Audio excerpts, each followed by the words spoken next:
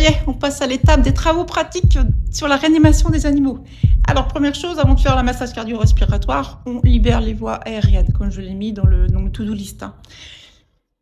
À faire dans tous les cas. Les voies aériennes, c'est quoi? Ce sont la tuyauterie qui amène l'air depuis l'extérieur jusque dans les poumons. Donc, il y a tout ce trajet-là à libérer. Être sûr qu'il n'y ait rien dedans. Alors, qu'est-ce qu'il peut y avoir dedans? Du vomi, de la bave, bien évidemment, qui peuvent être entraînés par le malaise. Il peut y avoir un corps étranger extrêmement fréquent. Il peut y avoir de la flotte aussi pour un animal qui s'est noyé. Donc, dans tous les cas, tu ne vas pas masser sur des voies et essayer de réoxygéner le sang d'un animal si les voies respiratoires sont obstruées et que l'oxygène ne peut pas arriver au poumon. Tu vois? Ça paraît logique, mais il faut le faire automatiquement. Alors, bien évidemment, il faut le faire dans tous les cas, d'autant plus que tu as la certitude qu'il y a quelque chose. Et ça, tu l'auras eu par le contexte donné par le propriétaire, par les témoins. D'accord? Première chose, la flotte, la noyade. Donc ça, c'est très facile à savoir. Il n'y a qu'une chose à faire. Tu commences pas dans l'ordre habituel où on fait Heimlich, gravité, tape dans le dos. Tu commences directement par la gravité. Hop, l'animal par les pattes arrière, et voilà. Et tu fais descendre la flotte à l'extérieur. Déjà, tu as fait un grand coup. Parfois, quand l'animal est juste en arrêt respi à cause de la flotte et pas encore en arrêt cardiaque, le fait de libérer les voies aériennes, boum, tu vas après stimuler un peu et c'est reparti. D'accord? Donc ça, c'est la première chose. Pour tous les autres cas, on fait vraiment la triade, comme je l'ai expliqué, Heimlich, gravité, tape dans le dos. Donc on va commencer par s'exercer sur des objets du quotidien, parce que vous allez le faire vous aussi, donc ça sert à rien de vous montrer un mannequin, déjà je n'en ai pas, et en plus après vous allez vous dire, bah de toute façon je peux pas le faire, j'ai pas de mannequin. Alors voilà, alors j'ai pris plein de gabarits de trucs qui me semblaient appropriés en termes de volume, une serviette roulée, et là je pense que ça symbolise assez bien un petit chien, plutôt longiligne, ou un chat, d'accord? Donc manœuvre de Heimlich, ça veut dire qu'on va appliquer des secousses au niveau, tu vois, là, tes côtes, là, quand tu fais ça, ça fait un V inversé, là. Voilà. Donc là, vraiment, à la pointe du V, c'est là qu'il va falloir mettre tes points. Et le but, c'est d'amener des pressions pour faire remonter l'objet vers le haut. On met comme ça. Si la tête de l'animal a tendance à basculer, tu tiens la tête. Si c'est un petit animal, tu peux faire le geste à une main. Sinon, tu fais à deux mains, toujours le même. On met une main en point, l'autre qui vient chapeauter ce point. On se met au niveau du V inversé, on appuie et 1, 2, 3, 4, 5. Voilà. Même moi, je veux le faire. Ok?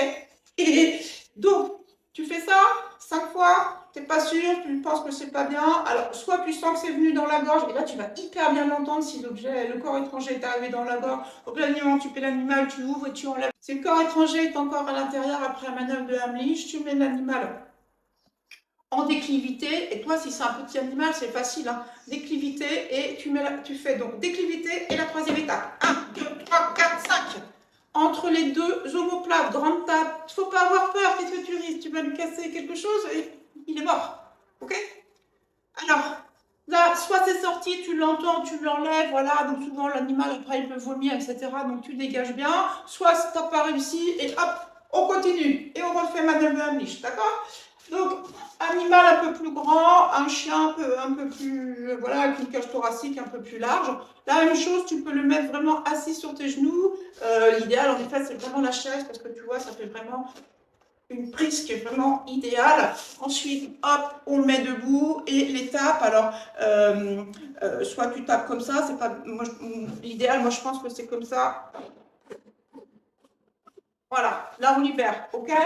Ouais, tu vas me dire, mais les petits, alors voici un chiot ou un chaton, n'est-ce pas? Tu vois bien? Donc là, évidemment, on ne va pas faire tout à fait la même façon. On peut très bien mettre l'animal en appui et venir simplement avec deux doigts, toujours au niveau du V, inverser le haut et aller. Pourquoi pas faire déclivité en même temps? Tu peux très bien associer les deux. Et là, 1, 2, 3, 4, 5. Hop, on le retourne. 1, 2, 3, 4, 5. Ok? Et là, on dégage. Ben, c'est pas mal pour la manœuvre de Heimlich et les autres tas pour les petits animaux. Pour les grands, un petit peu différemment, forcément un animal de 20 kg, manœuvre de Heimlich assis, 20 kg, 25, 30 kg, c'est super compliqué. On peut y arriver, hein, les mecs un peu balèzes, ils y arrivent.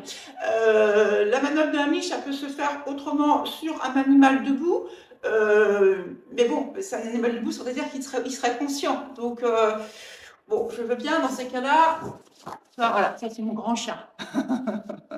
Dans ces cas-là, tu viens, pareil, toujours au niveau du V. Hein, toi, ma main là, hop, point chapeauté, elle est au niveau du V et pareil, on vient.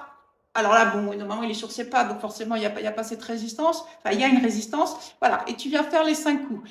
La manœuvre de la miche sur les grands chiens. Donc voilà, grand chien, pour moi, c'est un grand boudin avec la mousse à mémoire de fond. Voilà, les yeux sont là. Cage thoracique là, et sa patte, par exemple, elle arrive ici.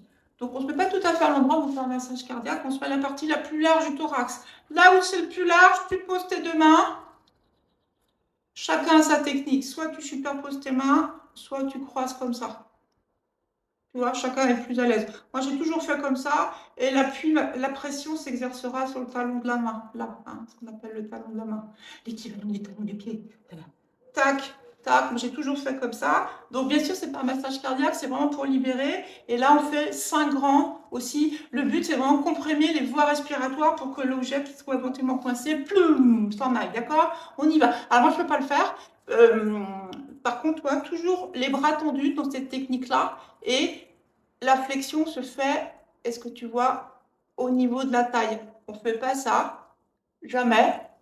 On fait vraiment flexion au niveau de la taille.